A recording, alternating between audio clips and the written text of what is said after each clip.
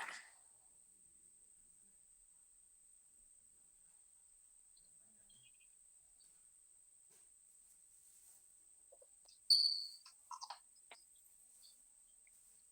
selamat siang, saudara sekalian.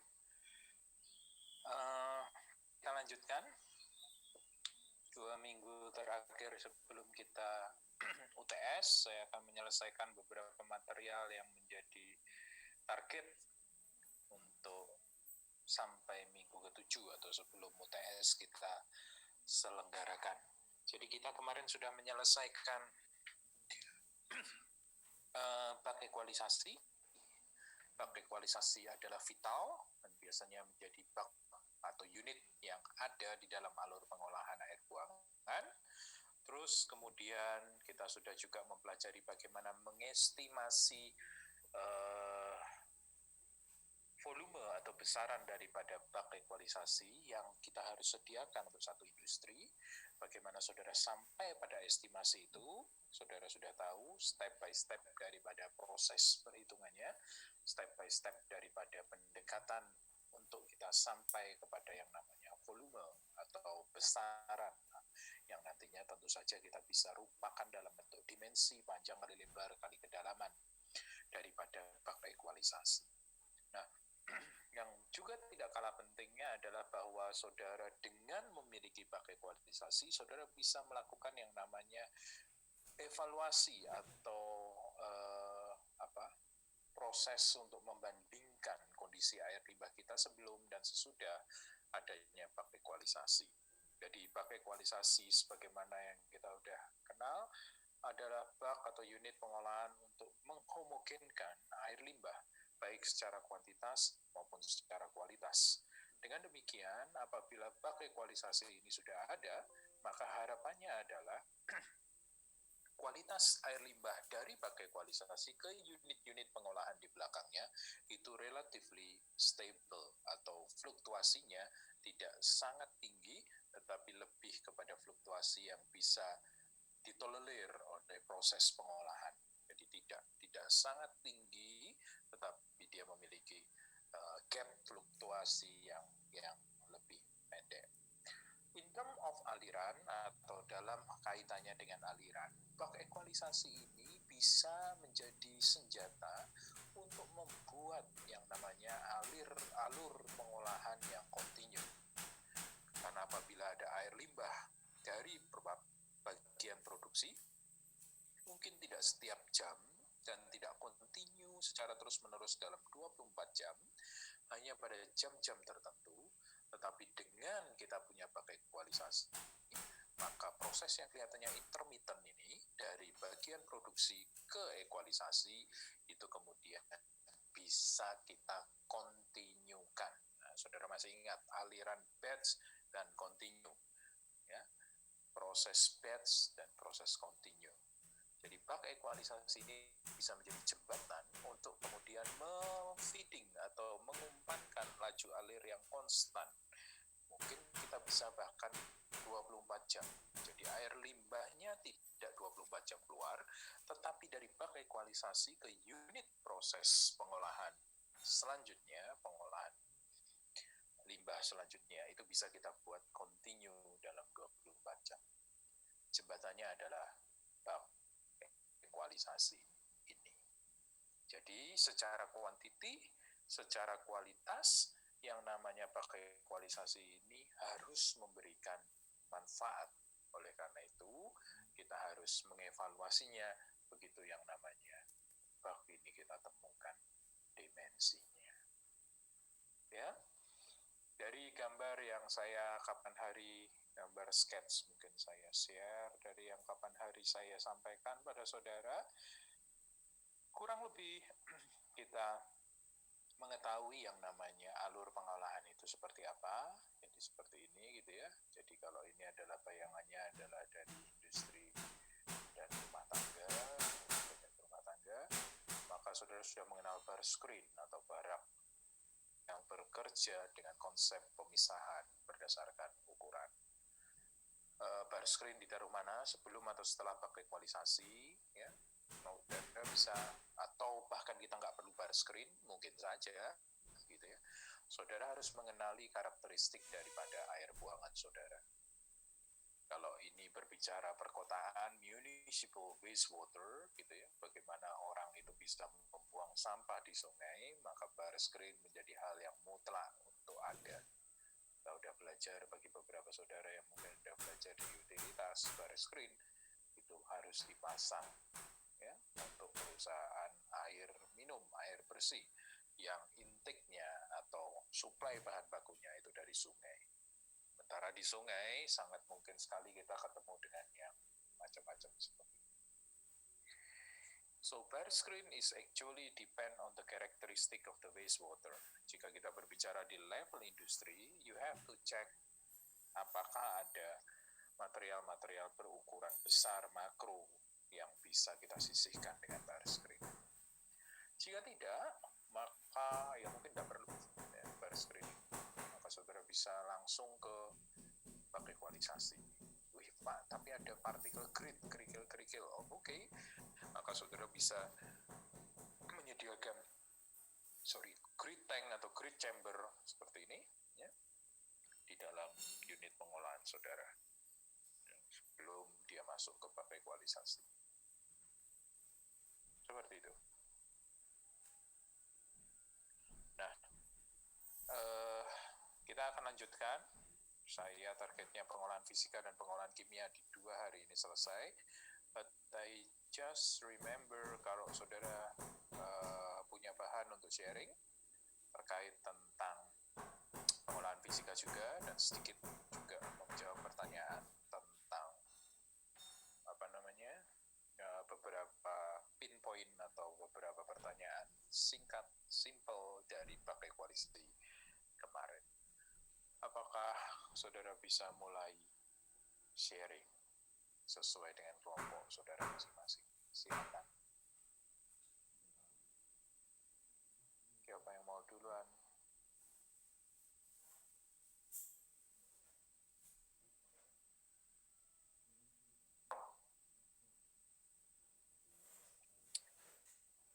Jawab.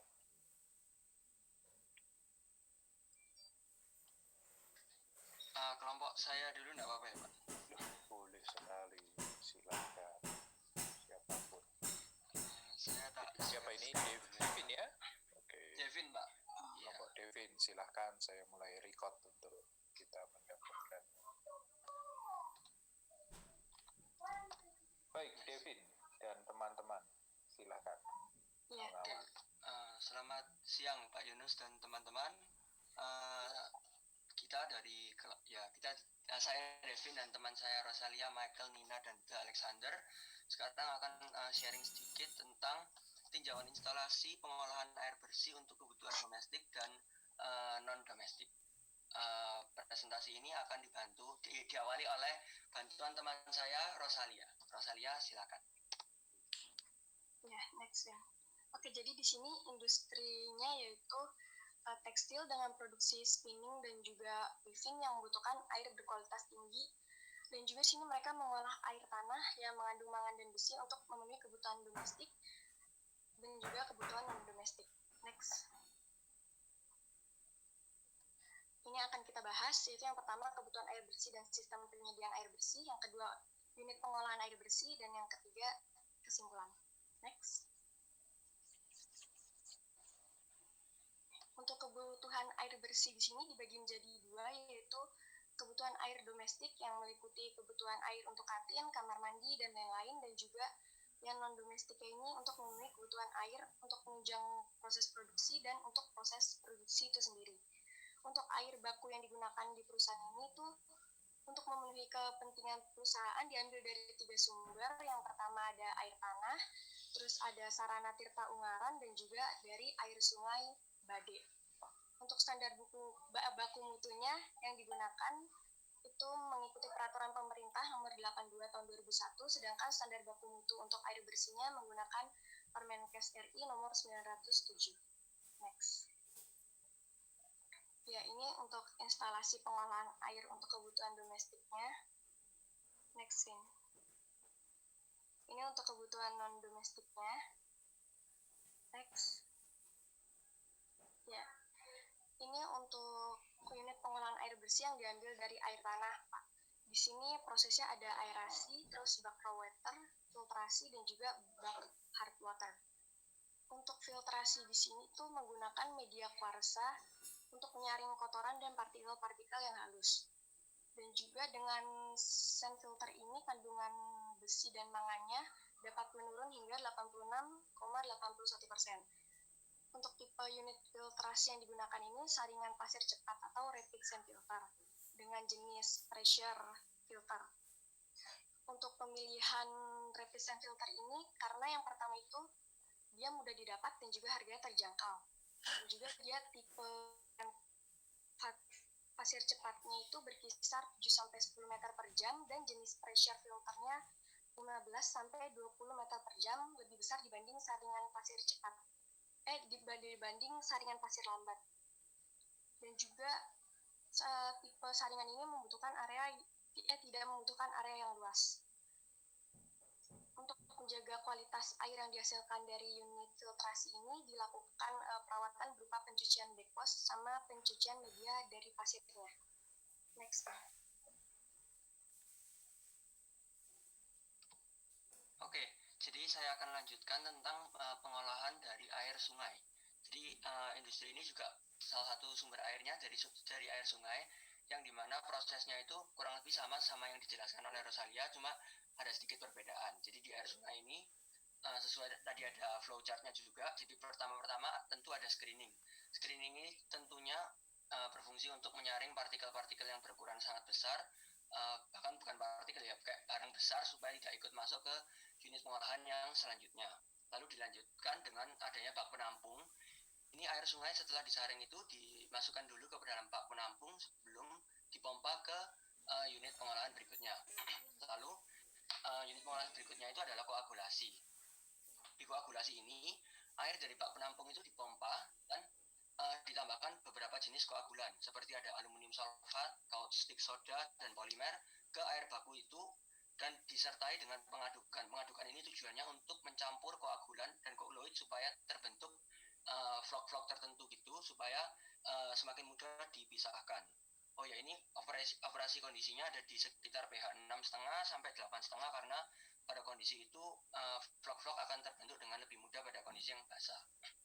Lalu setelah koagulasi selesai, proses itu dilanjutkan dengan proses pengolahan filtrasi.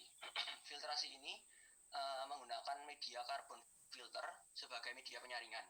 Jadi nanti air yang ingin diolah itu dilewatkan pada pada karbon filter yang berpori-pori itu dengan kecepatan yang tinggi dan bertekanan sehingga nanti partikel-partikel yang tidak kita inginkan itu tidak lolos dari karbon filtrasi itu.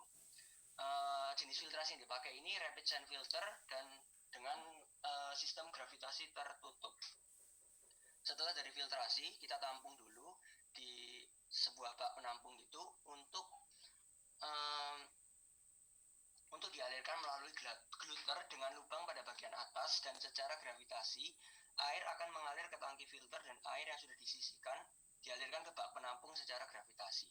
Dan di unit pengolahan yang selanjutnya itu dilanjutkan dengan flokulasi dan sedimentasi. Di sini tangki flokulasi sedimentasi yang digunakan itu adalah ada dua buah yang disusun secara seri dan bentuknya vertikal. Jadi nanti efluen yang tidak mengendap itu akan keluar dari bagian pinggir unit dan lalu dialirkan ke unit pengolahan selanjutnya. Flokulasi ini berbentuk seperti cone menggunakan blade mixer itu diharapkan untuk membentuk vlog yang lebih besar sehingga dapat diendapkan pada unit sedimentasi yang terjadi setelah proses upflow flokulasi. Nah, terus setelah itu tadi yang saya jelaskan itu semuanya adalah pengolahan yang inti. Ternyata di industri ini kita juga butuh yang namanya pengolahan lanjutan untuk benar-benar memastikan kualitas air yang digunakan itu sangat bersih. Jadi ada beberapa jenis pengolahan lanjutan. Itu yang pertama adalah salah satu bak yang disebut bak hard water. Di sini air akan disaring. Setelah dilakukan penyaringan dan pengolahan awal, itu akan dicampur dengan sumber air lain yaitu STU dan ditampung di bak ini. Lalu ada bak selanjutnya itu unit softening. Unit softening di sini itu air akan olah untuk dihilangkan kesadarannya, yaitu kesadaran yang berasal dari ion-ion Ca2+ dan Mg12. Di sini kita lebih banyak pakai teknik ion exchange, jadi ada banyak pertukaran ion di unit ini. Lalu yang terakhir itu ada bak penampung soft water atau air soft. Jadi di dalam box ini ada level pengontrol, jadi kalau misalnya kapasitasnya sudah cukup banyak, dia akan pengolahannya akan berhenti dan dialirkan menuju reservoir yang sudah ada di pengolahan selanjutnya, ya tempat penyimpanan air bersihnya. Lalu kesimpulan dari presentasi kami, kelompok kami itu, unit pengolahan yang kita pelajari di salah satu industri yaitu PT Apak Inti Corpora, itu airnya ada berasal dari banyak sumber. Dan proses pengolahannya itu melibatkan beberapa jenis prosesi seperti ada aerasi, filtrasi, ada dari sedimentasi juga dan lain sebagainya.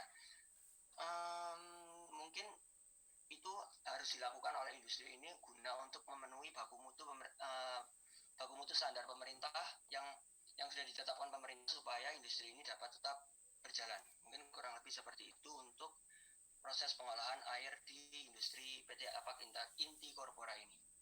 Lalu juga ya ini kelompok kami sempat memikirkan, kalau nggak salah soalnya kan minggu lalu Pak Yunus sudah memberikan kami sedikit tugas untuk mengetahui ini tentang bak ekualisasi, jadi kayak ada angka-angka tertentu yang minggu lalu mungkin kita masih agak-agak bingung itu angka muncul dari mana. Jadi saya akan menjelaskan sedikit tentang angka-angka itu dari mana. Jadi kalau ini ada XOC, itu adalah konsentrasi air yang sudah konsentrasi air yang dikeluarkan dari bak ekualisasi. Itu kita menggunakan prinsip pengenceran. Jadi konsentrasi dikalikan dengan volume yang dikeluarkan ditambah dengan volume yang masuk, dengan konsentrasi yang masuk. Kalau di tulisan ini ada 0 dan 0 ini kenapa? Karena 0 dan 0 ini titik awal, jadi kayak belum ada volume input dan apapun yang input ke dalam bak ekualisasi itu. Sedangkan kalau yang XOC yang bawah ini sudah ada angka 172 dan 175 karena itu adalah volume yang tersisa dengan konsentrasi yang tersisa di bak ekualisasi pada periode waktu sebelumnya.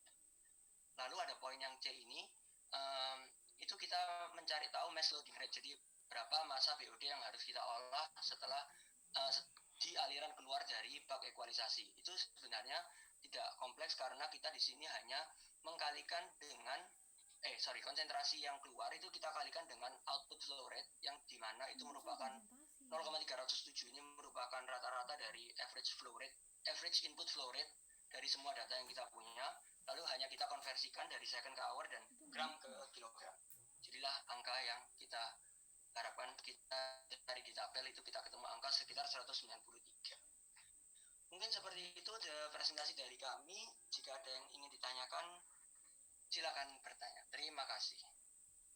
Oke, thank you David. Kita wrap up komentarnya nanti setelah semuanya presentasi. Anyway, kalau saudara juga ada pertanyaan satu sama lain, nanti kita juga bisa saling sharing untuk bertanya ke sana kemari. Ya, kita selesaikan dulu. Boleh kelompok volunteer yang kedua, silakan. Silakan Natasha.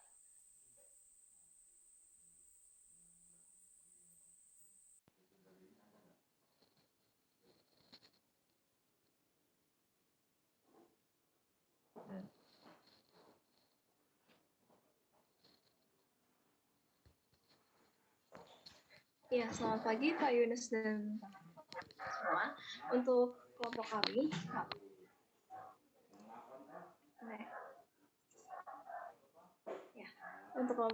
kami mempresentasikan tentang pengolahan industri rumput laut menjadi agar-agar. Nah, industri rumput laut ini merupakan suatu industri yang memproses bahan baku rumput laut menjadi suatu makanan atau minuman dan juga menghasilkan limbah yang disebabkan oleh pencucian rumput laut karena dicuci dengan menggunakan air dan bahan-bahan kimia seperti NaOH, H2O2, KOH, dan KCl.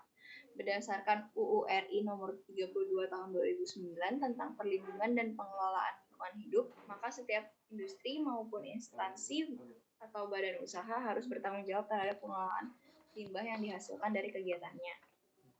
Nah, pengolahannya ini kita akan membangun suatu IPAL atau instalasi pengolahan air limbah yang efektif dengan menyesuaikan pada karakteristik limbah dan beban pencemar. Nah, jadi pada metode pengolahannya itu yang pertama yang dilakukan adalah pengumpulan data. Nah, pengumpulan data ini dilakukan untuk mengumpulkan data yang diperlukan dalam perencanaan. Ada dua sumber data, yaitu data primer dan data sekunder. Data primer itu ada pengukuran karakteristik limbah cair yang dilakukan dengan metode pengambilan sampel, yaitu metode integrated sample di 3 outlet yang berbeda, dan perhitungan luas lahan dengan menggunakan raw meter. Untuk data sekunder, ada gambaran umum perusahaan yang dapat dari profil perusahaan, debit harian pada jam normal dan jam puncak, baku mutu air limbah untuk kegiatan atau usaha pengolahan rumput laut yang didapat dari Pergub Jatim nomor 72 tahun 2013, harga satuan pokok kerja atau HSPK Kota Malang tahun 2015, dan untuk pengolahan dan analisis data itu kita meliputi perhitungan debit, penetapan baku mutu atau efluen air limbah yang disesuaikan dengan Pergub Jatim nomor 72 tadi. Nah, untuk selanjutnya yang hasil dan pembahasan itu data yang telah dianalisis akan dilakukan pembahasan dari masing-masing unit terkait dengan kriteria desain, perhitungan dimensi, profil hidrolis semua unit hingga perhitungan BOQ dan RAB untuk semua unit IPAL. Pembahasan itu dilakukan untuk mengetahui kesesuaian kriteria desain dengan perencanaan dimensi unit-unit IPAL. Nah, selanjutnya yang keempat itu adalah kesimpulan dan saran. Kesimpulan didapatkan dari hasil pembahasan yang menjawab tujuan perencanaan. Sedangkan saran berisi hal-hal yang masih dapat dikerjakan dengan lebih baik dan dapat dikembangkan lebih lanjut. Selanjutnya, saya akan melanjutkan penjelasan dari teman saya sebelumnya, yaitu yang terkait dengan pembahasan IPAL dalam industri pengolahan rumput laut menjadi agar-agar. Yang pertama di sini terkait dengan gambaran umum IPAL existing. Kondisi existing IPAL di industri X di Kabupaten Malang yang merupakan tempat pengambilan sampel hanya mengolah 2 outlet saja yang mengalir menuju IPAL existing, yakni outlet 2 dan 3. Outlet pertama bersumber dari proses praekstraksi alkali dan pencucian tahap 1 dan 2. Outlet yang kedua bersumber dari proses produksi lanjutan, pencucian tahap lanjutan, sedangkan outlet yang ketiga bersumber dari proses pencucian lanjutan hingga pemasakan. Oleh karena itu akan dilakukan perencanaan ulang desain IPAL yang sesuai untuk ketiga outlet. Yang kedua terkait dengan penentuan kualitas limbah industri agar-agar. Pada perencanaan kali ini, penentuan kualitas air limbah dilakukan pada sampel yang berasal dari outlet pertama, kedua, dan ketiga. Pengujian kualitas sampel dilakukan di laboratorium lingkungan Perum Jasa Tirta 1 Malang. Pada tabel-tabel berikut merupakan data karakteristik masing-masing outlet pada industri agar-agar X. Next.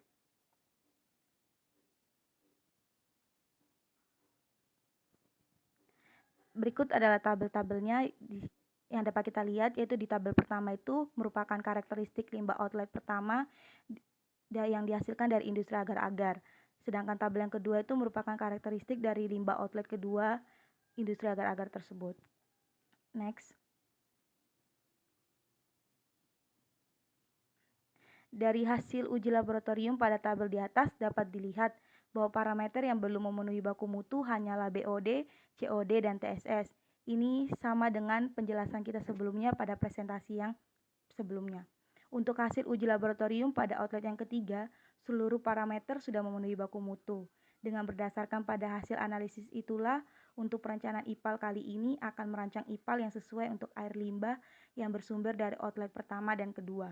Sedangkan air limbah yang bersumber dari outlet ketiga akan dipisahkan pengolahannya menggunakan pengolahan air bersih untuk menurunkan kadar salinitasnya saja. Untuk pembahasan yang ketiga terkait dengan penentuan debit limbah industri agar-agar. Penentuan debit air limbahnya pada tugas akhir kali ini dilakukan dengan pengambilan data sekunder. Data sekunder yang digunakan merupakan hasil uji milik perusahaan X pada inlet yang pertama dan kedua.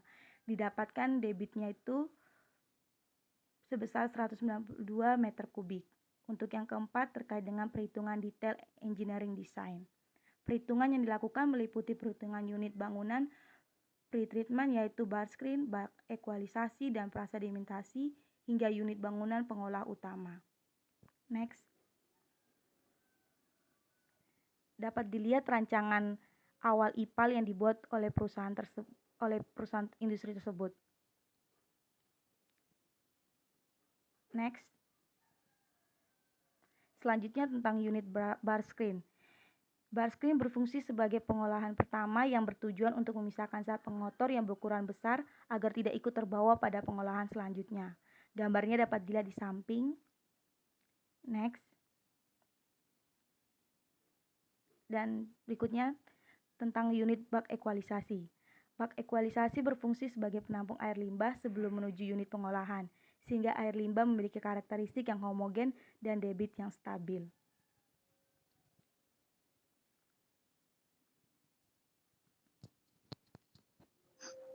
Lalu untuk selanjutnya yaitu unit bak prasedimentasi. Unit bak prasedimentasi sendiri diharapkan mampu menyisihkan padatan yang dapat mengendap sebelum air limbah dialirkan menuju proses selanjutnya.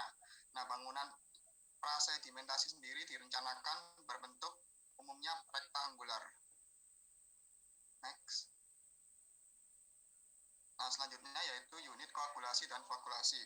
Untuk unit koagulasi sendiri yaitu proses destabilisasi partikel koloid dengan cara menambahkan senyawa kimia yang disebut koagulan.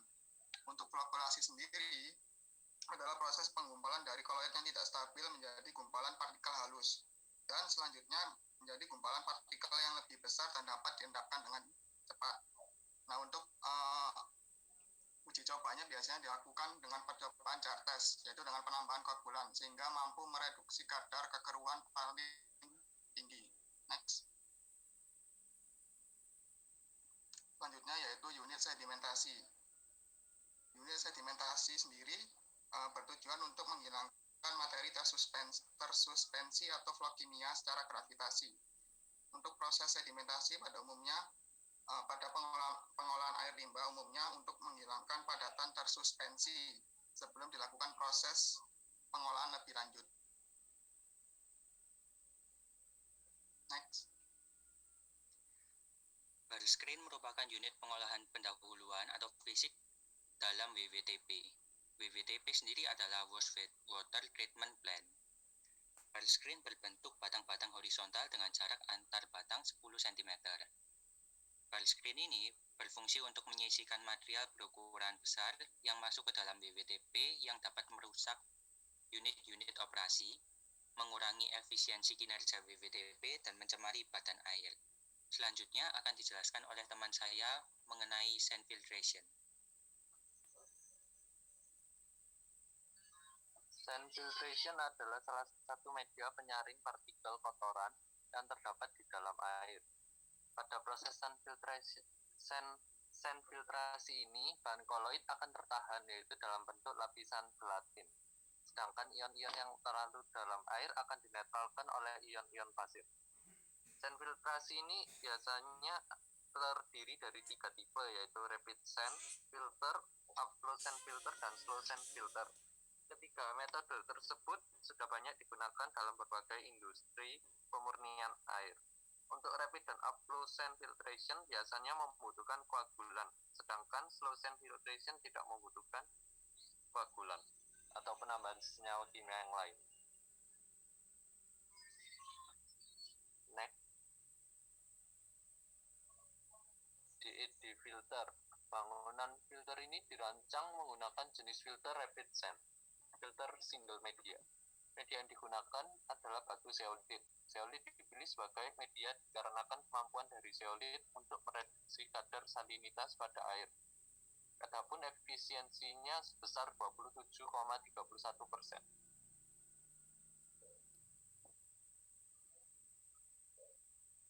Next.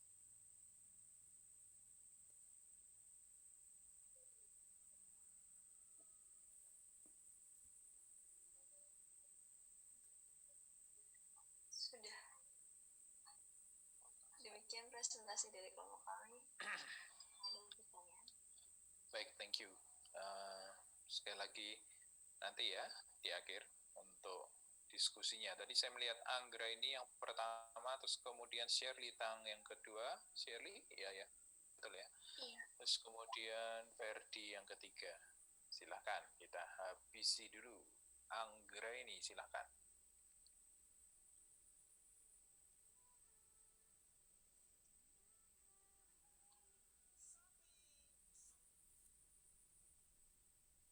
Permisi, apakah saya terlihat?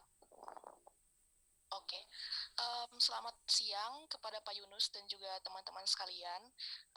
Pada kesempatan kali ini, kami selaku grup 2 akan memaparkan terkait hasil penelusuran kami terkait aplikasi bak sedimentasi dan filtrasi pada industri, terutama dalam hal ini adalah industri penyamakan kulit.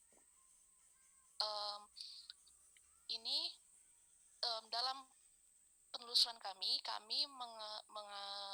mengambil sumber dari satu buku dari karya Setiono terkait dengan studi kasus di lingkungan industri kulit di Magetan, Jawa Timur. Penulis mengatakan bahwa di Balai Pelayanan Teknis Industri Kulit dan Lingkungan Industri Kecil atau disingkat dengan BTIK LIK Magetan, terdapat kurang lebih 43 unit usaha penyamakan kulit, termasuk pula 37 perusahaan yang ada di dalamnya. Produksi kulit finish yang dihasilkan di area tersebut sebanyak kurang lebih 8,2 juta feet per tahun, dengan menyerap tenaga kerja sekitar kurang lebih 800 orang. Dan dari masing-masing kegiatan proses tersebut, semuanya menghasilkan limbah cair yang mana totalnya mencapai 600 meter kubik per hari.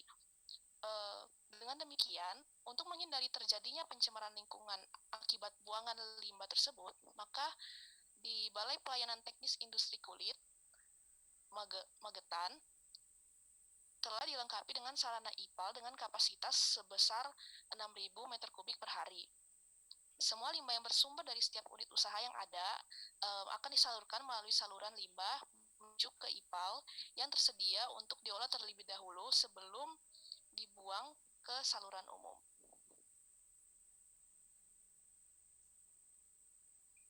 Selanjutnya ada beberapa proses di proses pengolahan air limbah. Di antaranya screening. Screening itu menyaring atau menghilangkan sampah benda padat yang cukup besar, relatif besar, agar proses berikutnya dapat lebih mudah ditangani. Lalu ada ekologisasi. Ekologisasi ini berfungsi untuk menstabilkan aliran limbah yang akan diproses secara fisika kimia dan dilanjutkan dengan proses biologi. Hal ini menjaga agar kondisi pipa tetap stabil dan tidak terjadi overloading yang dapat mengganggu proses kimia maupun proses biologi yang ada. Lalu netralisasi, koagulasi, dan flokulasi. Koagulasi ini dan flokulasi ini adalah satu konsep ya. Biasanya koagulasi adalah proses destabilisasi partikel kulit dengan cara penambahan senyawa kimia yang disebut koagulan. Dan flokulasi ini adalah proses penggumpalan dari koloid yang tidak stabil menjadi gumpalan partikel halus. Dan selanjutnya sedimentasi. Ada sedimentasi satu unit operasi untuk menghilangkan materi tersuspensi atau vlog kimia secara gravitasi. Dan pengolahan activated sludge ini adalah proses pengolahan limbah dengan proses lumpur aktif secara umum terdiri dari bak pengendapan dan bak aerasi. Lumpur yang dihasilkan dari proses sedimentasi diolah lebih lanjut untuk mengurangi sebanyak mungkin air yang masih tergantung di dalam.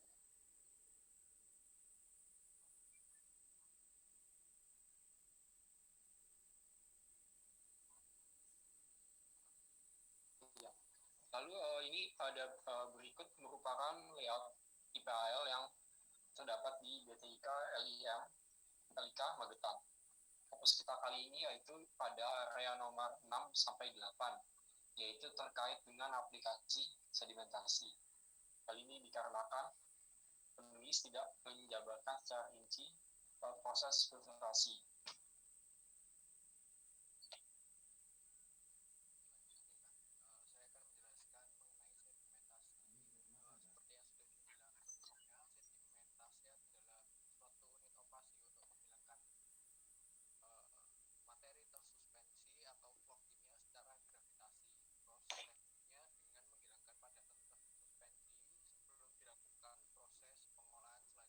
Suaranya jauh sekali. Halo, apakah sudah terdengar, Pak? Sudah. Oh, ya. Jelas sekarang. Ya, mungkin saya ulangin saja seperti yang sudah dibilang sebelumnya tadi dan dijelaskan sebelumnya mengenai sedimentasi. Sedimentasi adalah suatu unit operasi untuk menghilangkan materi tersuspensi atau vlog kimia secara gravitasi. Nah, proses ini dilakukan sebelum proses pengolahan selanjutnya. Next. Nah, berikut merupakan gambar dari tangki bak sedimentasi di BTIK LIK Magetan. Proses sedimentasi pada pengolahan air limbah umumnya bertujuan untuk menghilangkan padatan tersuspensi sebelum dilakukan proses pengolahan selanjutnya. Gumpalan padatan yang terbentuk pada proses koagulasi masih berukuran kecil. Gumpalan-gumpalan kecil ini akan terus saling bergabung menjadi gumpalan besar dalam proses flokulasi sebelumnya. Nah, dengan terbentuknya gumpalan besar itu, maka beratnya akan bertambah sehingga gumpalan-gumpalan tersebut akan mengendap ke bawah karena adanya gravitasi di bak sedimentasi ini. Nah, untuk di BTIK LIKM Magetan ini menggunakan bak sedimentasi berukuran lingkaran, berbentuk lingkaran maksud saya. Next. Kemudian setelah melalui proses flokulasi dan koagulasi, air limbahnya lanjut ke bak pengendap atau bak sedimentasi. Tapi ini ada dua. Yang pertama yaitu tujuan utamanya mungkin bisa dibilang sebagai ekualisasi untuk menenangkan aliran. Kemudian ya mengendapkan sedikit-sedikit juga. Lalu setelah itu dibawa ke bak aerasi. Di bak aerasi ini diberikan oksigen yang mana digunakan oleh mikroorganisme untuk menguraikan zat-zat organik yang ada di dalamnya. Kemudian setelah melalui bak aerasi lanjut ke bak sedimentasi yang kedua, dan disinilah diendapkan suspended solidnya dan atau apapun yang bisa diendapkan. Kemudian mungkin ada sebagian di recycle, ada sebagian yang sudah merupakan air olahan untuk proses lebih lanjut, dan ada aliran untuk buangan lumpurnya, untuk buangan sludge-nya. Next. Ini kira-kira penampakan dari tangki lumpur aktif di BTIK LIK Magetan. Next. Untuk data hasil sedimentasinya sendiri, yang pertama dapat dilihat bahwa baku mutunya seperti ini. Kemudian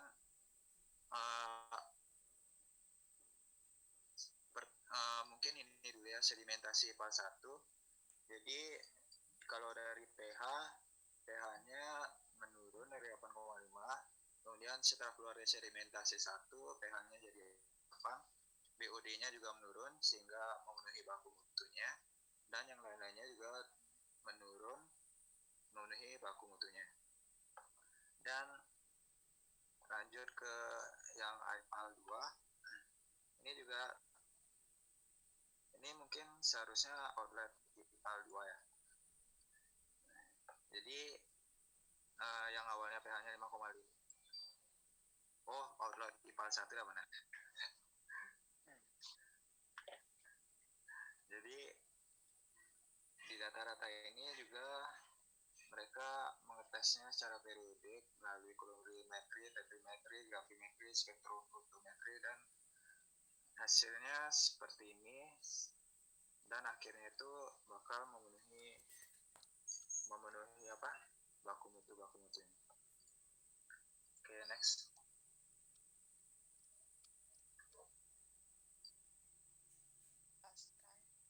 Tentang filtrasi. Apa suara saya terdengar jelas? Kecil sekali. Sebentar, Pak. Apa sudah lebih jelas sekarang? Sudah, Janice. Ya, jadi selanjutnya saya akan menjelaskan tentang filtrasi. Jadi, filtrasi ini adalah pembersihan partikel padat dari suatu fluida dengan melewatkannya pada suatu medium penyaringan yang di atasnya padatannya akan terendapkan, atau kita bisa juga sebut atau diartikan sebagai proses pemisahan liquid-liquid dengan melewatkan liquid tersebut melalui media berpori atau bahan-bahan berpori, sehingga dapat menyisihkan atau menghilangkan sebanyak-banyaknya butiran-butiran halus zat padat yang tersuspensi dari liquid. Dan secara umum, filtrasi ini dilakukan bila jumlah padatan dalam suspensi relatif lebih kecil dibandingkan zat cairnya. Next. Ya, jadi pada aplikasi filtrasi ini kami menggunakan sumber yang kedua, yaitu yang berasal dari artikel terkait pengolahan limbah industri kulit dengan proses filtrasi dan koagulasi oleh Chowdhury. Jadi di artikel ini dikatakan bahwa penulis ini menggunakan 4-layer and stone filter bed sebagai media filtrasi yang didesain untuk mencapai removal optimum untuk material organik, BOD, COD, serta nutrien. Dan material yang digunakan tersusun atas lapisan pasir dan juga batuan dengan range ketebalan layernya sekitar 10-12 cm. Dan lapisan pasirnya seperti yang kita bisa lihat dibagi menjadi dua bagian, yaitu lapisan pasir kasar di bagian atas dan lapisan pasir yang lebih halus di bagian bawah. Begitu juga dengan batuannya, batuan yang besar berada di lapisan atas dan yang lebih kecil di bagian bawah. Batuan ini digunakan untuk mencegah terjadinya penyumbatan di filter pasir. Next. Ya, jadi sebagai kesimpulan yang dapat kami ambil adalah bahwa dalam proses penyamakan kulit ini, proses sandstone filtration bisa mengurangi beberapa level polutan walaupun dirasa masih belum cukup, sehingga penulis pun menggabungkan beberapa proses pengolahan seperti filtrasi dan koagulasi yang menjanjikan untuk mengurangi polutan dan limbah penyamakan kulit. Sekian presentasi dari kami, terima kasih. Thank you, Janice. Kita langsung ke Shirley.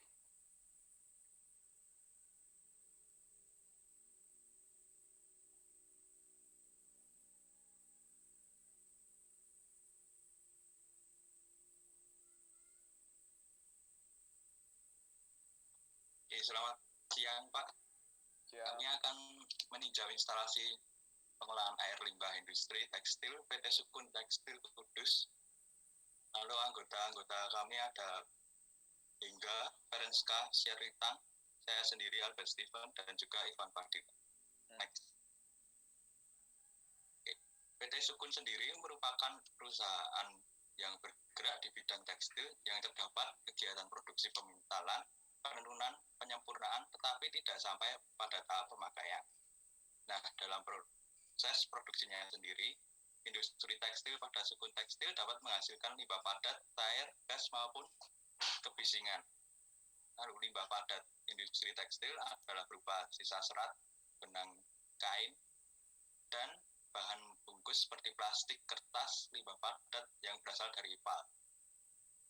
Limbah padat dari ipal berupa lumpur dari kolam pengendapan dan sisa-sisa dari proses pengolahan biologi. Next. Lalu selanjutnya adalah diagram alir proses penenunan dan perajutan. Dapat dilihat masukkan adalah air kanji dan juga benang mentah, lalu masuk ke area pengkajian. Pada proses pengkajian sendiri, fungsinya adalah menambah kekuatan benang, lalu menambah kelicinan benang, dan juga menambah daya tahan keadaan benang. Lalu dari pengkajian itu akan keluar air kanji sisa pencucian dan juga benang lusi. Benang lusi akan lanjut ke penurunan dan perajutan. Lalu akan dihasilkan kain rajut dan akan lanjut ke proses finishing. Pada PT Sukun Tekstil ini, proses finishing adalah proses bleaching saja. Next.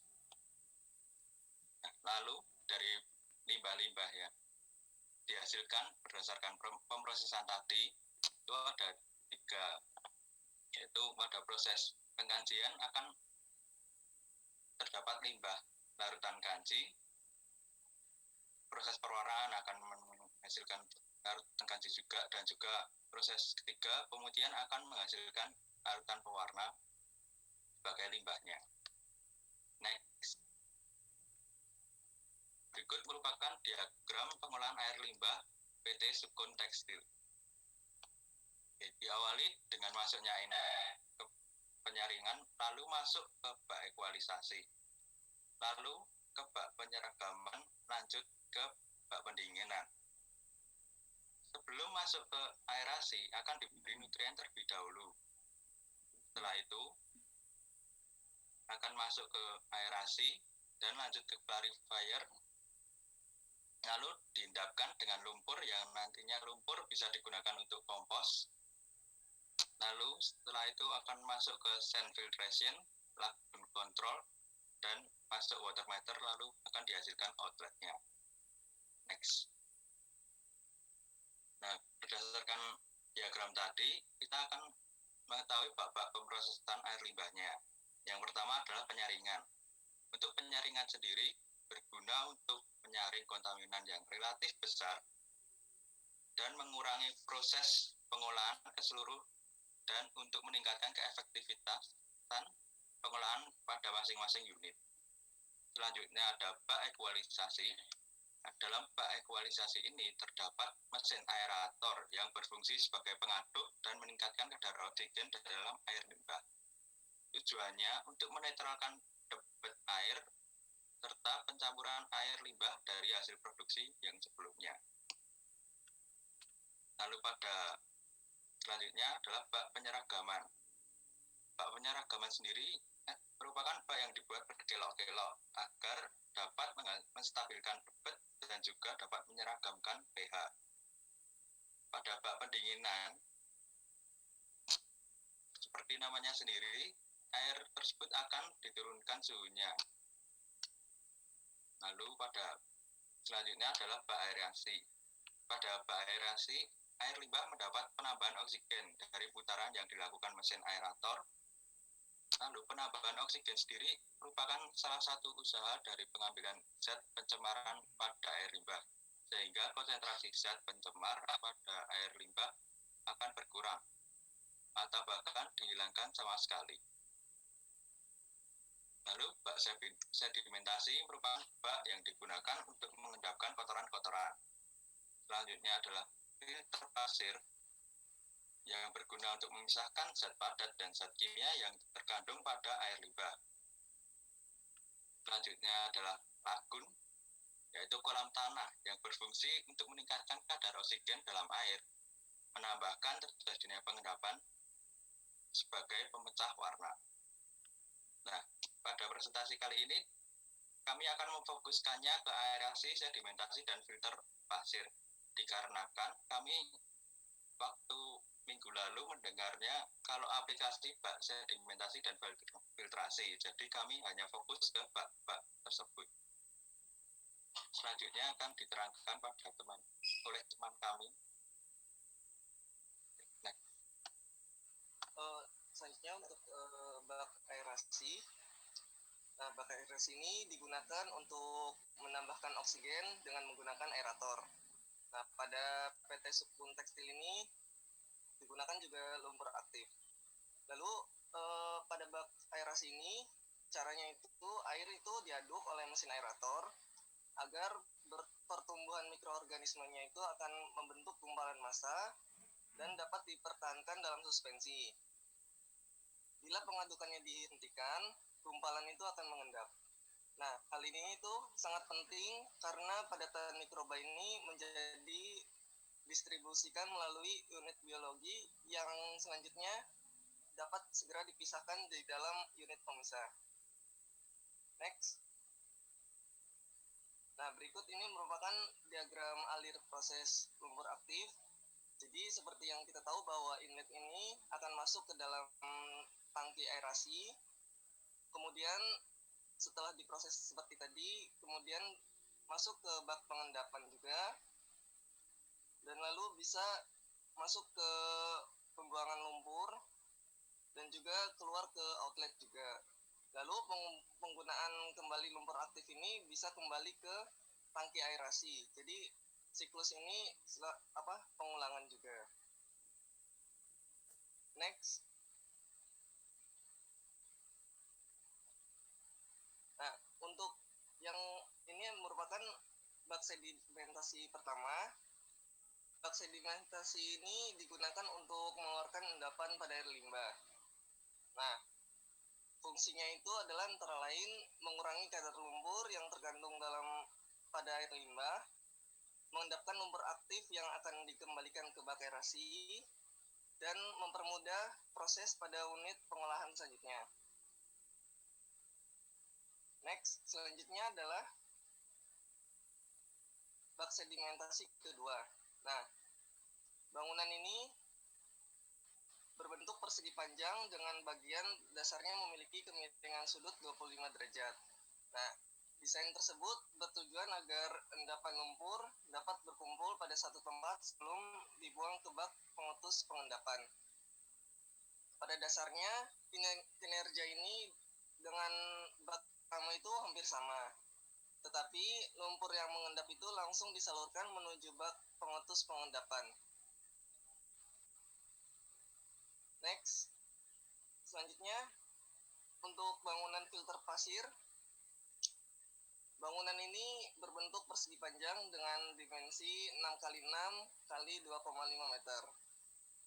Kedalaman ini mempengaruhi kebersihan air. Nah, air limbah ini masuk ke dalam saringan pasir, lalu mengalir turun, lalu air tersebut diambil menggunakan pipa PVC. Nah, filter pasir ini berfungsi memisahkan zat padat dan zat kimia dari air limbah. Jadi, kesimpulan dari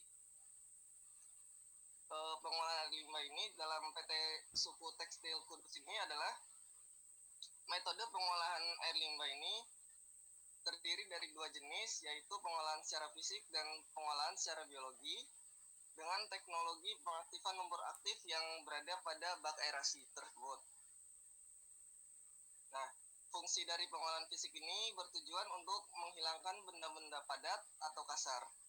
Sedangkan pengolahan biologi ini bertujuan untuk menurunkan kadar COD dan BOD pada air limbah tersebut. Next, sekian dari presentasi kami. Baik, sudah 4 kelompok. Saya rasa ini yang terakhir, kelompoknya Grace. Bisa melanjutkan.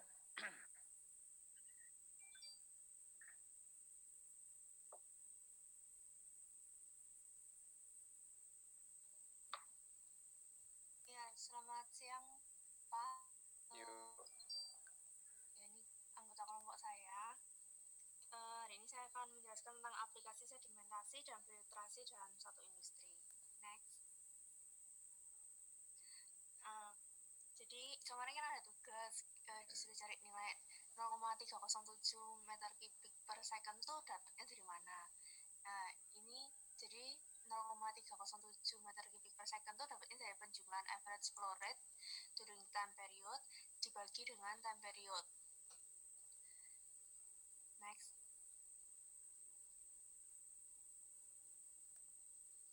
Nah, terus dari mana tabel volume of flow during the time period itu berasal? Jadi tabel ini tuh berasal dari nilai cumulative volume of flow at the end of time period pada periode tertentu, kemudian dikurangi dengan cumulative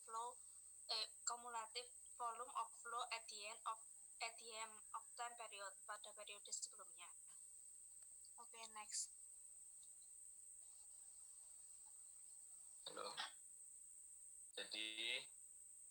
ini adalah diagram alir water treatment untuk PT Kawasaki Motor Indonesia.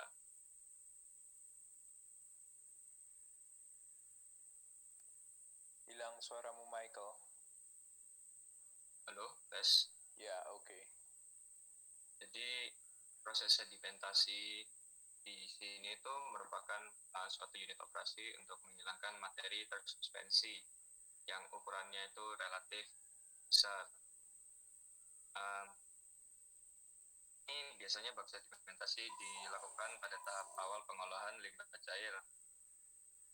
Selanjutnya filtrasi juga.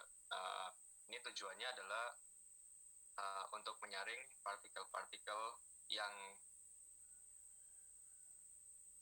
tidak tersedimentasi pada awal treatment.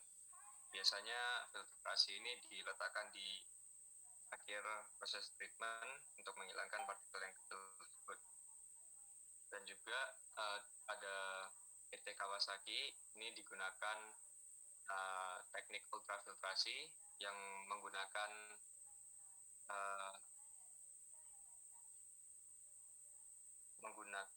membran untuk memisahkan senyawa maupun partikel koloid, protein, dan polutan yang terdiri dari unsur biologis yang ada pada air.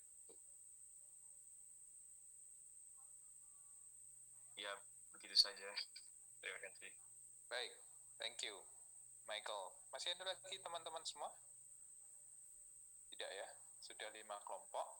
Jadi ya, fokus utama daripada presentasi yang saya harapkan adalah unit sedimentasi dan filtrasi, terus kemudian memberikan penjelasan sedikit tentang beberapa nilai-nilai dari angka-angka dari pembahasan bab ekualisasi yang minggu lalu kita udah bahas. Saya melihat walaupun masih agak scatter gitu ya, tetapi beberapa sudah membahas tentang bak sedimentasi dan filtrasi. Kelompok pertama sedikit berbeda, hati-hati saudara sedang membahas sesuatu yang lebih related dengan sistem utilitas, karena itu adalah air produksi atau air untuk kebutuhan domestik maupun non-domestik yang saya artikan sebagai air untuk kebutuhan proses industri di dalam pabrik tersebut. So please be careful, mirip tetapi tidak sama. Beberapa unit pengolahan ada di pengolahan air bersih dan pengolahan air buangan, tetapi tujuannya berbeda. So, please be careful. Terus yang kedua, saya tidak akan mengomentari masalah pengolahan biologi. We will discuss about that teknologi atau proses setelah UTS. Saudara belum tahu itu, ya. Jadi saya lupakan. Tadi ada 1-2 kelompok yang membahas tentang tangki aerasi atau lumpur aktif. So forget it, karena atau simpan untuk kita nanti berdiskusi lebih dalam ketika kita berbicara tentang topik itu setelah UTS. Nah, beberapa istilah saudara hati-hati. I understand saudara copy and paste, but please be careful. Saya ingin tanya pada kelompok yang kedua, DED filter itu apa?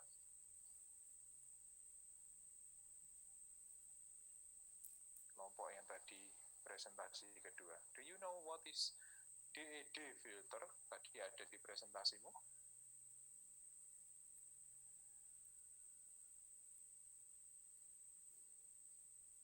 Tahu? Kelompoknya Natasha kalau saya tidak salah. DED filter. Apa itu DED?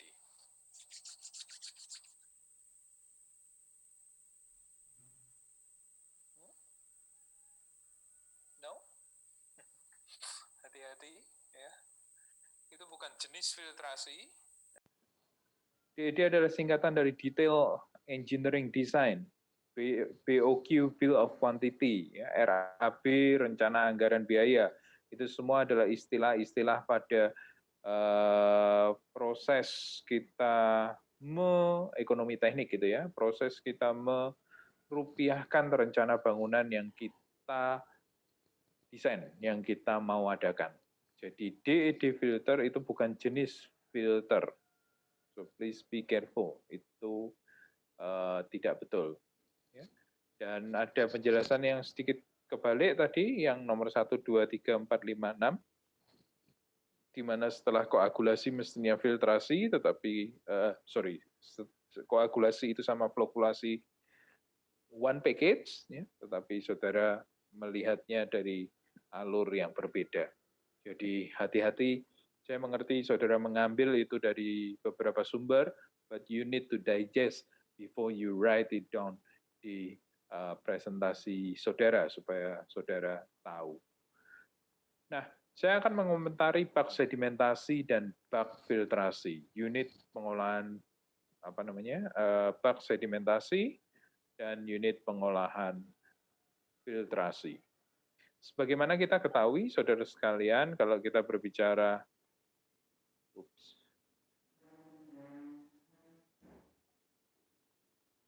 sedimentasi dan filtrasi belong to physical process, ya. Jadi bagian daripada atau ada di dalam grup pengolahan fisika. Pengolahan fisika adalah pengolahan yang tujuannya atau target dalam pengolahannya adalah untuk melakukan proses pemisahan. Apa yang dipisahkan? Kontaminan dari fase liquidnya. Ya. Tadi ada yang berbicara solid liquid interface atau solid liquid separasi, ada yang berbicara liquid liquid separasi. Ada salah satu grup yang tadi membahas bak filtrasi, ngomong masalah liquid liquid separasi. Saya bisa terima. Nah, pemisahan ini itu adalah untuk itu. Ya, untuk kontaminan itu tersingkirkan sehingga dia tidak ada lagi dari fase cair. Kenapa? Karena air limbah yang terolah kualitasnya dari satu unit ke unit berikutnya itu harus mengalami yang namanya perbaikan.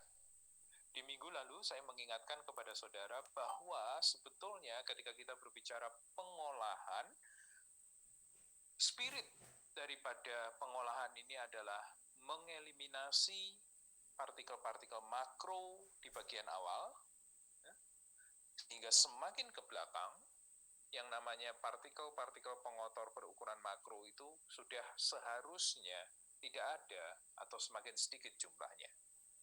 Di bagian ke belakang, semakin ke belakang dari alur pengolahan itu ditujukan atau targetnya semakin ke arah yang dissolve atau yang terlarut. Ketika kita berbicara partikel, maka saudara bisa bedakan menjadi 3 grup besar setidaknya, yaitu suspended material, itu yang kelihatan kasat mata, punya berat jenis, dan sebagainya. Dan yang kedua adalah yang ekstrim kiri adalah dissolved material, yang terlarut, yang kita bahkan tidak melihatnya secara visual. Di tengah-tengahnya, kita mengenal partikel koloidal. Nah, separasi atau pemisahan tujuannya utamanya adalah untuk memisahkan suspended material.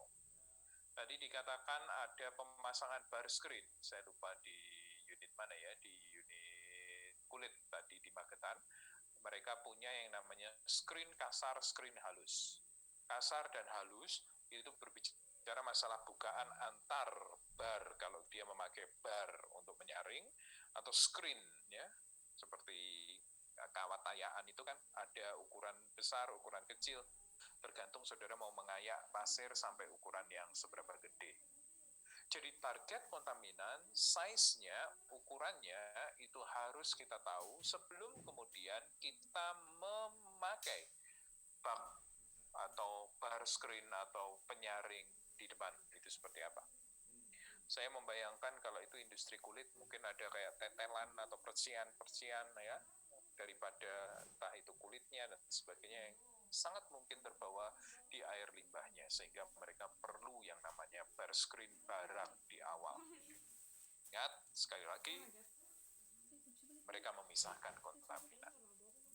Nah, sedimentasi dan filtrasi ini range-nya luas ya. Kalau saudara berbicara barak atau berbicara bar screen itu actually juga bagian daripada filtrasi.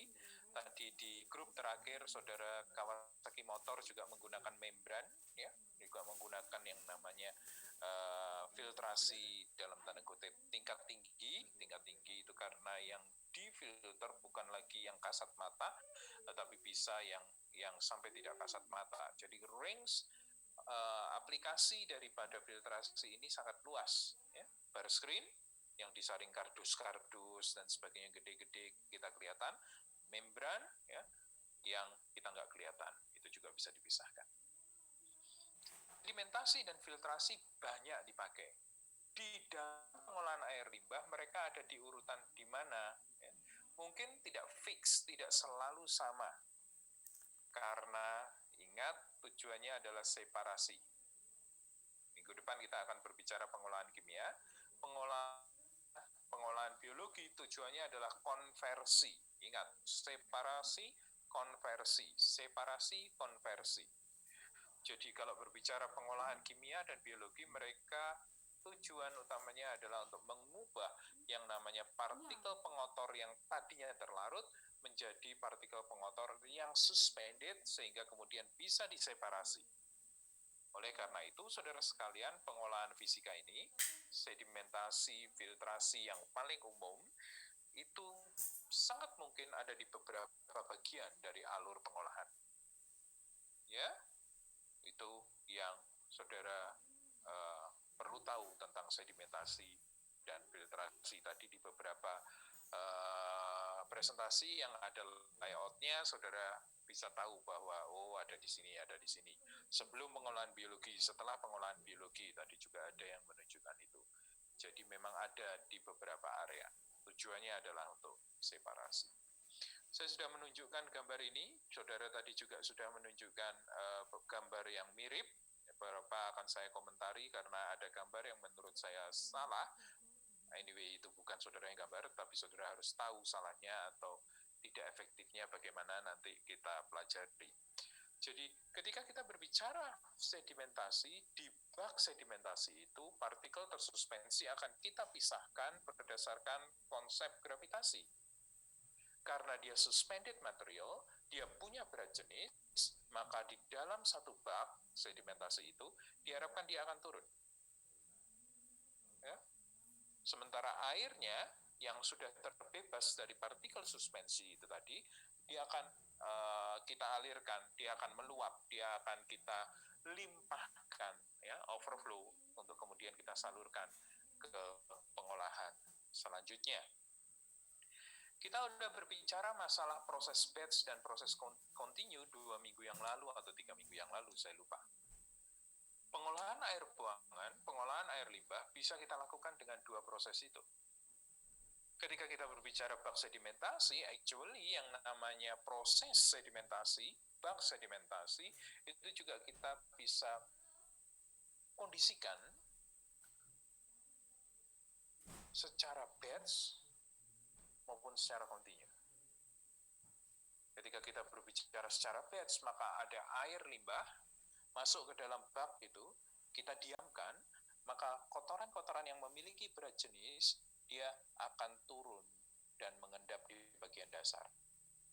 Setelah beberapa saat, bagian atasnya sudah dalam tanda kutip bening, karena pengotornya sudah nyungsep semua ke bawah, maka air yang bening itu kemudian kita pisahkan, kita pompakan ke unit berikutnya. Lumpur yang ada di bawah, partikel tersuspensi yang sudah mengendap di bawah, kita juga kemudian olah ke pengolahan berikutnya. Kemudian air baru masuk, kita biarkan lagi sekian waktu, terjadi proses pemisahan. Yang bening kita alirkan lagi, yang sludge atau endapan di bawah, kita juga alirkan ke tempat tertentu, yaitu sludge drying bed yang saudara akan pelajari di TPAB 2. Nah, bisa kita lakukan secara batch. Kita juga bisa lakukan secara continue jika gambar ini, yang di sebelah kanan saudara, inletnya itu masuk secara kontinu terus-menerus ke dalam bak sedimentasi ini. Harapannya adalah seperti ini. Padatan itu akan nyungsep ke bawah, sementara yang keluar di outlet itu adalah air yang relatively sudah lebih bersih daripada inlet. Harus gitu ya, karena kalau outlet sama kotornya dengan inlet, bak sedimentasi saudara tidak bekerja dengan baik.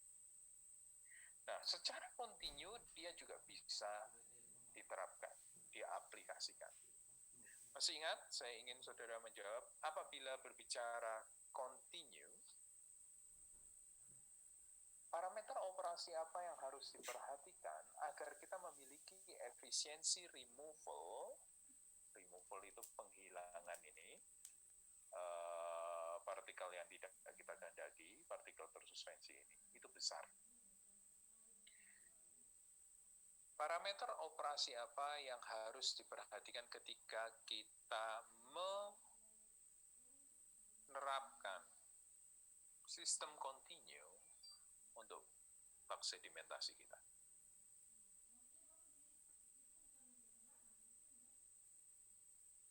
Ada yang bisa jawab?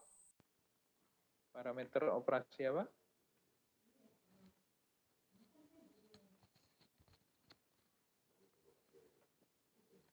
Lu.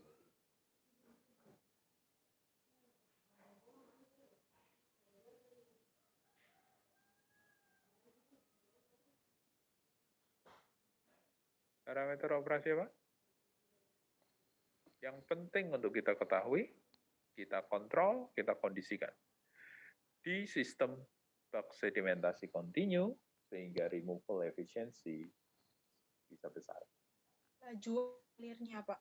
Laju alir mana, Janis? Laju alir masuk dari ini aliran awalnya yang fitnya. Yes. Laju alir saudara harus saudara kondisikan sedemikian rupa. Idealnya gimana, Janis? Idealnya nggak terlalu cepat, Pak. Idealnya nggak terlalu cepat, atau kebalikannya, saya pakai istilah sebalikannya, yaitu semakin lambat aliran masuk ini, semakin baik untuk menggapai persentase removal terbesar. Gitu ya? Itu betul. Kenapa demikian? Karena apabila saudara lihat ini, ya, yang namanya profil pengendapan ketika sistem kontinu, ketika satu partikel pengotor masuk ke dalam bak pengendapan ini, dia akan mengalami dua gaya, yaitu gaya yang membawa dia untuk melaju tetap secara horizontal, itu dipengaruhi oleh kecepatan inlet masuk si bak itu. Dan yang kedua adalah gaya yang menarik dia vertikal ke bawah yang ditentukan oleh berat daripada partikel tersebut. Kondisi mengendap akan terjadi apabila V horizontal itu sekecil mungkin, sementara V vertikal yang dikendalikan oleh berat daripada partikel itu mendominasi. Karena dengan demikian, maka resultan gayanya akan cenderung lebih vertikal, dan dengan demikian proses pengendapan untuk partikel tersebut akan terjadi. Apabila kita punya V inlet atau kecepatan masuk yang besar, yang tinggi, maka gaya horizontal itu akan menjadi sangat besar. Maka sangat mungkin yang namanya partikel itu terbawa arus keluar ke saluran outlet, atau yang kita sebut dengan wash out, tersapu keluar. Sekali lagi, bak pengendapan atau unit treatment yang lain bisa kita kondisikan secara batch maupun secara kontinu. Dan saudara sudah tahu mana saat yang cocok untuk mengoperasikan batch, mana saat yang cocok untuk mengoperasikan kontinu. Hal yang paling jelas adalah bahwa kalau saudara punya yang namanya air limbah sangat besar jumlahnya per satuan waktu, yang kita kenal istilahnya adalah debit, sangat besar, maka mengaplikasikan batch proses adalah sebuah kondisi yang tidak mungkin. Ya, pabrik kertas for example. Ciwi Kimia yang saya tahu dengan debit air limbah 60.000 meter kubik per hari. Itu bukan banyak tapi banyak, maka tidak mungkin mereka melakukan batch proses. So what to do? Ya mereka harus continue. Nah, kalau continue, ini kita bicara pengendapan. Hal itulah yang harus kita perhatikan. Kalau batch ya sudah biarin aja. Dia sekian waktu untuk kemudian dia mengendap biasanya 2-3 jam, aturan umum ya, secara umum. akan baik kalau saudara tahu tipikal daripada suspended materialnya tentu saja. Nah, saudara harus berhati-hati, jadi menyikapinya. Satu, pada saat bagaimana saudara mengaplikasikan batch, dan pada saat bagaimana saudara mengaplikasikan continue, dan apa dari masing-masing sistem itu yang saudara harus perhatikan. Ya, kalau batch saya berpikir lebih sederhana, continue seperti yang tadi Janis katakan. Idealnya adalah ini selambat mungkin. But in some cases, selambat mungkin itu jadi ambigu.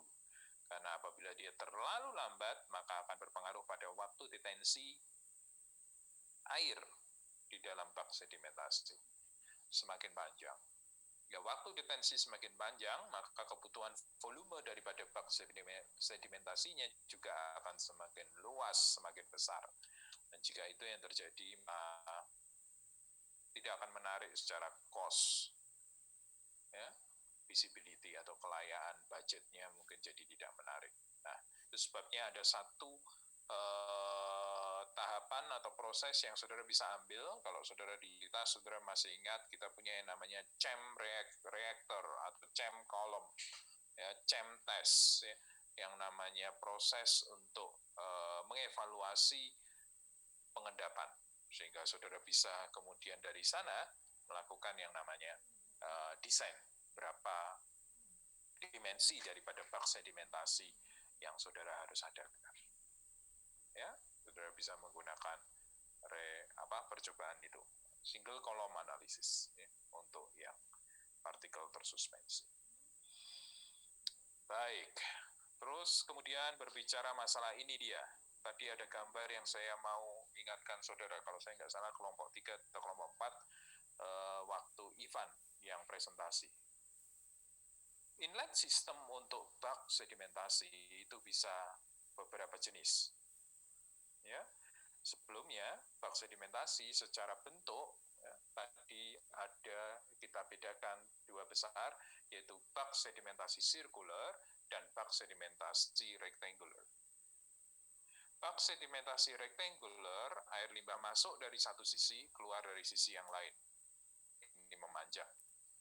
Tadi gambar-gambar saudara sudah bagus menunjukkan, ya, bahwa ada slope-nya, kemudian lumpurnya itu menurun di kelompok 1 atau kelompok 2, ya, yang menunjukkan beberapa profil tampak samping daripada bak sedimentasi rectangular atau persegi panjang. Jadi masuk dari satu sisi, keluar dari sisi yang lain, dan selama perjalanan itu maka dia akan mengendap. Terus kemudian dia masuk ke dalam sludge zone, sludge area sebelum kemudian dia dialirkan keluar. Bak jenis yang kedua adalah circular seperti ini. Nah, saudara harus sangat berhati-hati dalam menentukan inflow sistem daripada bak circular. Karena dia masuk dari tengah. Terus kemudian dia akan meluber. Umumnya dia akan ditahan, ya. Ada yang namanya drum yang akan menahan dia sehingga dia turun dulu ke bawah, baru kemudian dia mengalir ke menuju tepian sepanjang jari-jari. Karena kalau masuk tengah, ini kan jari-jari kan, ya, sepanjang jari-jari. Tetapi hati-hati, yang namanya penghalang ini jangan terlalu ke bawah seperti gambar yang tadi dijelaskan Ivan. Sangat bawah sekali, dekat dengan sludge zone. Sludge zone itu adalah zone atau zona sludge, zona endapan yang ada di bagian bawah. Sementara tadi saya lihat di gambar yang ditampilkan, yang dibawakan oleh atau dijelaskan oleh Ivan, penghalangnya itu sangat bawah sehingga dekat dengan sludge zone.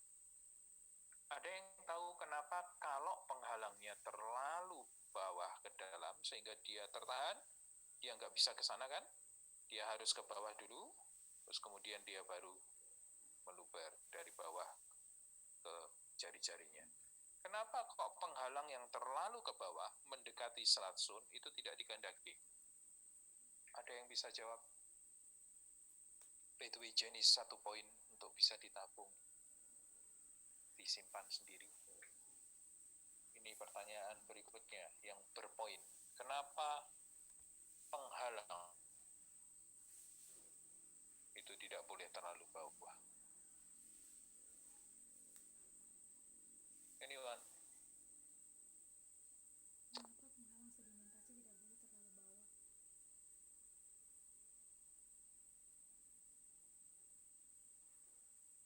bawah? No?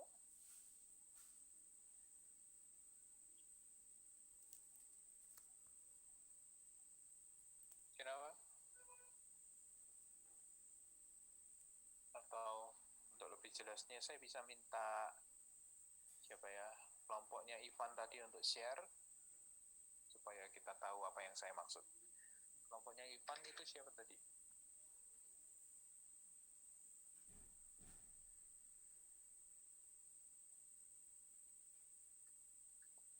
Sebelum Grace ya. Shirley ya?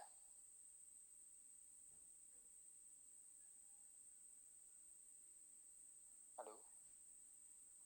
Saudara masih di situ? Enggak, Pak. Mau share screen. Saya kadang merasa sendirian ngomel sendiri. Bentar Pak. Oke. Bukan hanya dalam menunjukkan slide, tapi dalam ngobrol.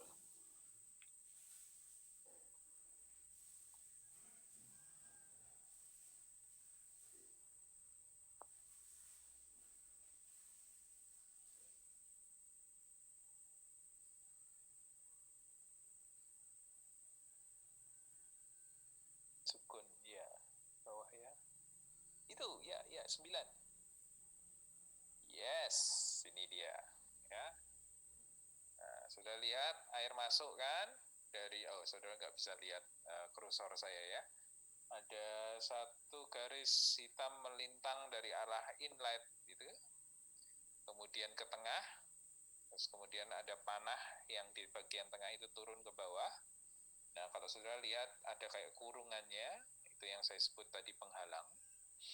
Namun kemudian aliran airnya terlalu rendah, di mana di bagian bawah ini seharusnya adalah area pengendapan atau area di mana sludge itu berkumpul.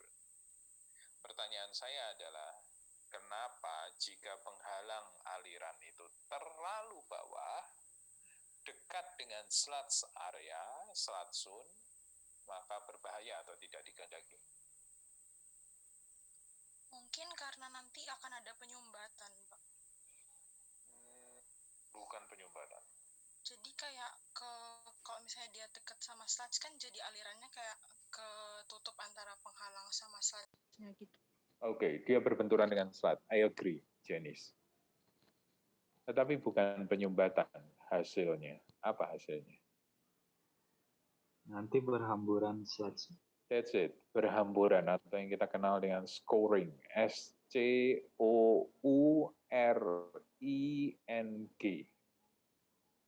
Jadi selat yang sudah mengendap itu akan berhamburan, porak-poranda kembali. Ya. Dan tentu itu bukan hal yang kita kehendaki. So, saudara harus sangat berhati-hati ketika saudara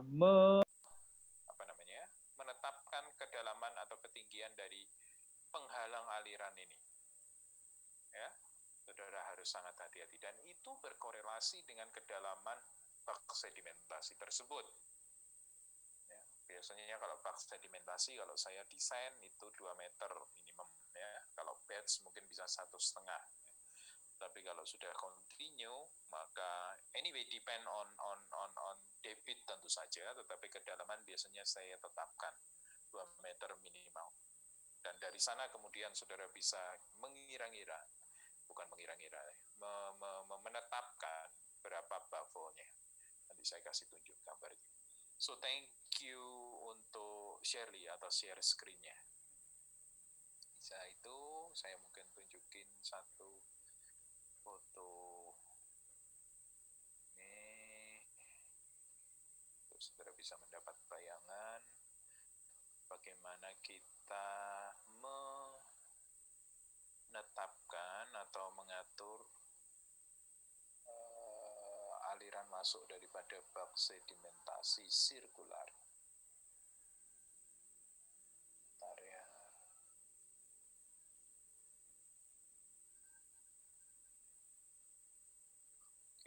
ke gambar.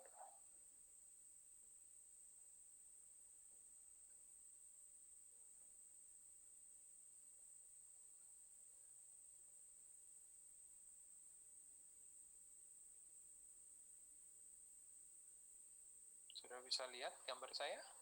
Foto? Bisa, Pak. Bisa ya? Oke. Ini adalah bak sirkular. Loh, bukan Pak, itu bukan sirkular. Betul, itu adalah bujur sangkar. Kenapa bujur sangkar? Karena bujur sangkar dalam tanda kutip mendekati sirkular.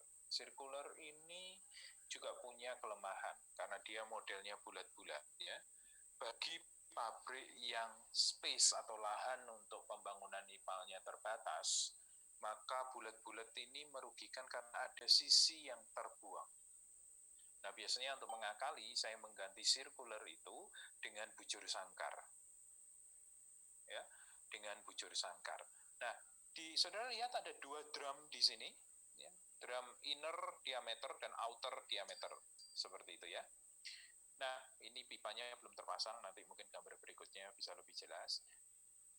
Pipa inlet itu akan masuk di bagian tengah ini. Di bagian dalam.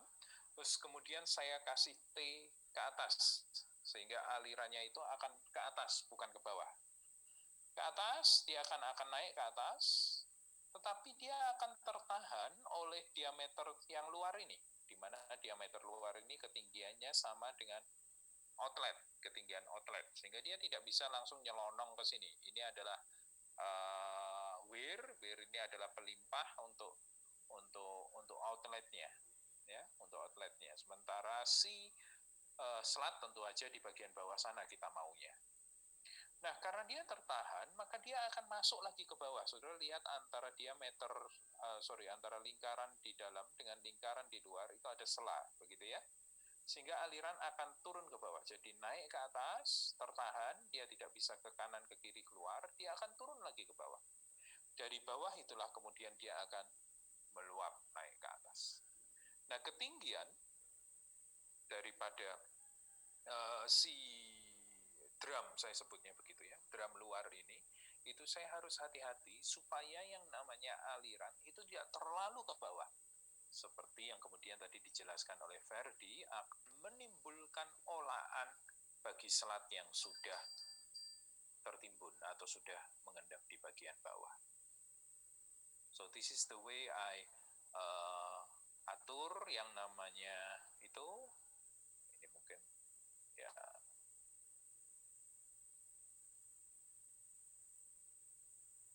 Oke, saudara bisa lihat ini ya.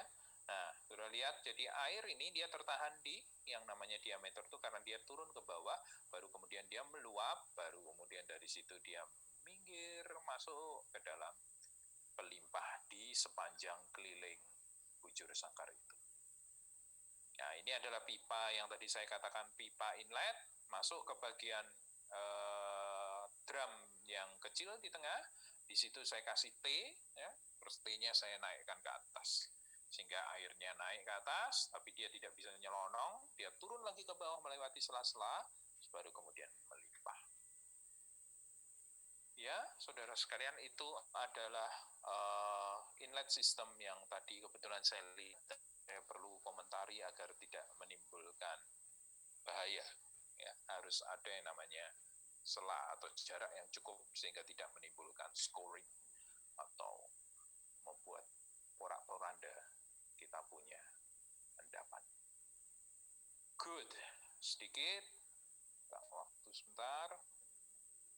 Itu tentang bak sedimentasi. Oke. Kemudian tadi saudara menjelaskan bak filtrasi, rapid sand filter, slow sand filter, yes. Di mana dia biasanya berada di dalam alur pengolahan air buangan, dia biasanya ada di bagian hilir atau di bagian lanjut. Filtrasi ada juga nggak yang di bagian awal? Ada, barak tadi, bar screen tadi. Karena target kontaminannya berbeda. Kalau yang di barak tadi adalah kontaminan berukuran makro. Tapi kalau yang namanya sand filtration, tadi ada yang juga mengatakan bahwa bisa juga dipakai pasir kuarsa. Bisa. Ya, jadi bisa menggunakan beberapa jenis media. Ya, target kontaminan untuk sand filtration ini sudah bukan lagi yang gede-gede, ya, tapi partikelnya imut-imut gitu, yang kecil-kecil, yang mungkin terlepas dari bak sedimentasi. Kenapa? Karena ukurannya kecil, berat jenisnya kecil sekali, sehingga kita nggak bisa mengendapkannya di bak sedimentasi. Kita tangkap di sini. Selain solid liquid di bak filtrasi, tadi ada yang mengatakan liquid-liquid juga. Betul. Karena yang namanya material ini, entah itu pasir, dengan berbagai macam jenisnya, tadi ada yang menyampaikan zeolit, kuarsa, dan sebagainya, itu memiliki properti fisik dan kimiawi. Kimiawi biasanya dihubungkan dengan dia situs aktif, di mana memungkinkan terjadinya pelekatan secara adsorpsi atau secara ion exchange yang sempat dibahas. Ya, nah itu bisa masuk kategori liquid karena bisa jadi itu kaitannya dengan ion. Nah, saudara tidak bisa melihat secara visual, tetapi dia terlarut di dalam air.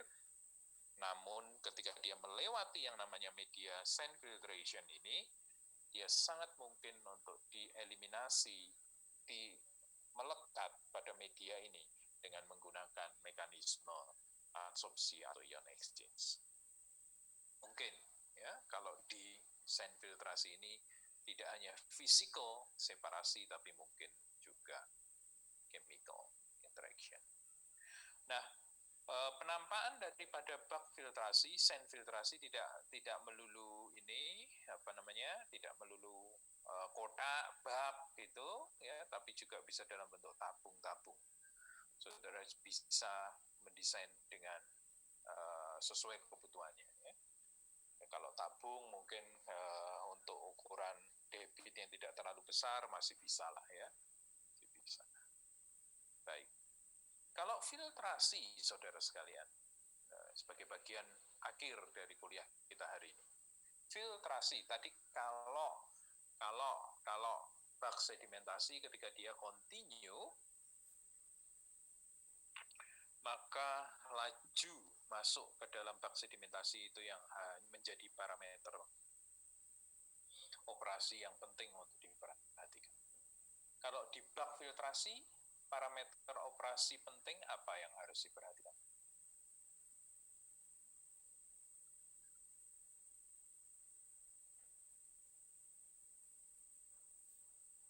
Kalau di filtrasi,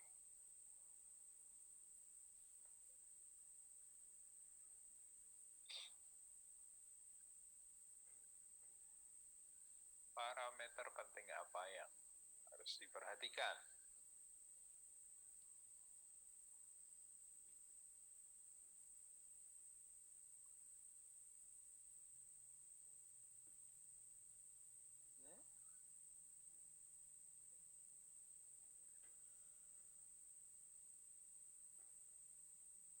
Ukuran pengotor mungkin Pak Stephen Allen. Ukuran pengotor, yes. Ukuran pengotor, iya. Namun demikian kita tahu bahwa kalau itu lawannya sand filtration, maka pastinya ukuran pengotornya adalah yang mikro, saudara ya. Tidak variatif lagi kalau kita masih di awal, di mana sangat mungkin ada berbagai macam ukuran, khususnya apabila kita mendesain barak untuk domestic wastewater. Kalau industri mungkin lebih seragam wastewaternya ya. Iya, tapi bukan yang utama. Yang utama apa kira-kira? At least two yang saudara bisa jawab.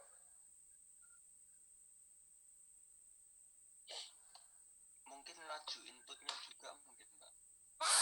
Oh sorry, ini tadi siapa yang jawab? Saya memalingkan. Saya Devin Pak. Devin, sorry Vin. Mungkin laju inputnya. Iya, laju input, laju masuk ke dalam bak filtrasi itu. Iya. Kalau untuk bak filtrasi, penjelasannya dia terkait apa? Laju input ini.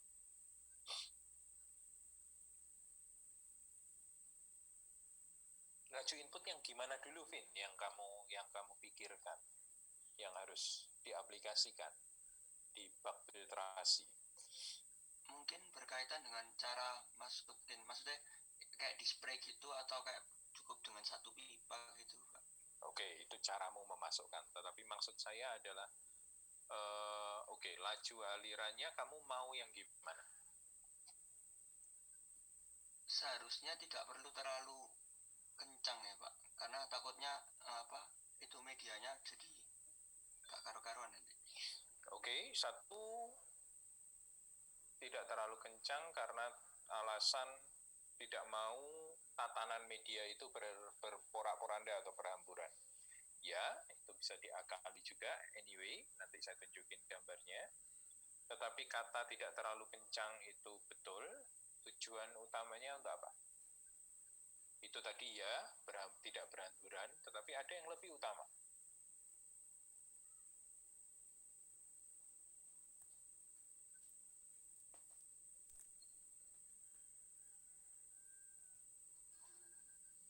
Apa Untuk kira-kira? menyesuaikan dengan laju prosesnya biar nggak meluap-luap kayaknya. Supaya tidak meluap-luap. Oke. Ya, we can adjust. Kita bisa mengatur itu, inlet outletnya. Tetapi di dalam proses itu sendiri, laju yang tidak terlalu kencang, kata Devin, itu dimaui untuk tujuan apa?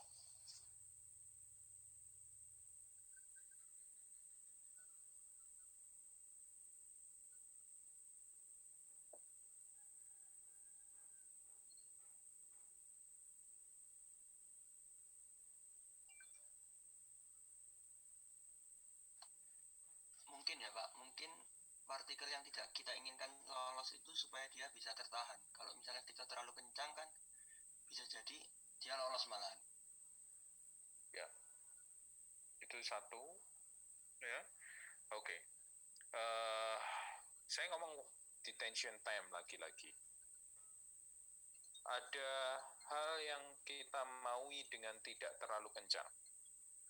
Yang pertama adalah supaya yang namanya tekanan daripada aliran ke media itu tidak terlalu besar, karena dengan demikian maka proses penahanan kontaminan, penahanan itu tersaring ya maksudnya di media filtrasi itu bisa berlangsung lebih optimum seperti yang Devin tadi katakan. Karena apabila sudah terlalu kencang, maka selalu ada kemungkinan yang namanya partikel itu akan bahasa Jawanya nerabas atau berobos begitu ya, masuk ke dalam tatanan daripada media yang saudara atur. Ingat, kita sedang tidak berbicara partikel makro di sini, tapi partikel mikro sampai partikel terlarut. Yang kedua, kenapa kita mau yang namanya laju alir tidak terlalu kencang? Adalah supaya ada interaksi optimum antara pengotor terlarut dengan pasir saudara. Karena apabila saudara berharap terjadinya ion exchange atau adsorpsi, maka itu hanya bisa berjalan dengan lebih optimum jika tidak bablas gitu aja. Tapi ada waktu sehingga dia bisa melekat dengan lebih efektif. Ya, parameter kontrol, parameter operasi lagi-lagi adalah laju alir masuk ke dalam unit filtrasi. 0,5 buat Devin disimpan tabungannya gitu ya. Nah, selain itu sebetulnya kita bisa berbicara masalah kedalaman, karena tadi ada satu kelompok yang mengatakan semakin dalam semakin memiliki yang namanya potensi penyaringan lebih tinggi. Itu dikompensasikan dengan laju alir. Oke?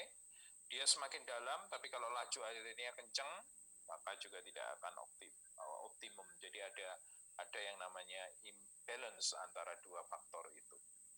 Ya, anyway, tidak hanya berbicara dalam, tetapi kalau saudara mengaplikasikannya yang model ini, berbicara luas permukaan, karena airnya ditumpulkan di situ kan, seperti itu merata di seluruh.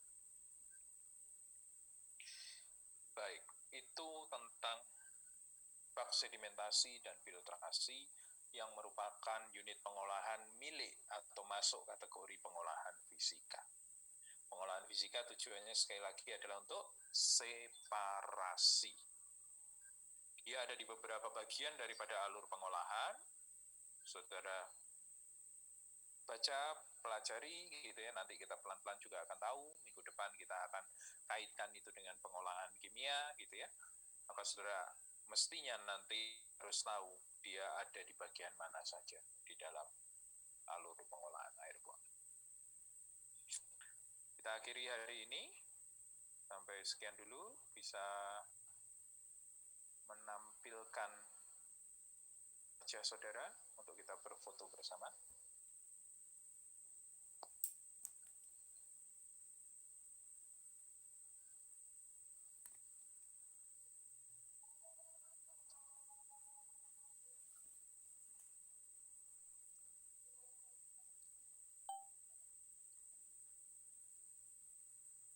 Sudah semua?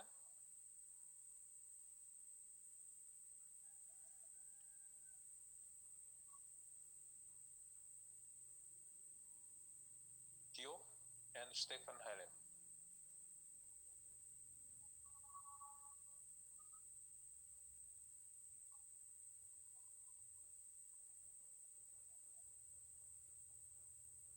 Okay.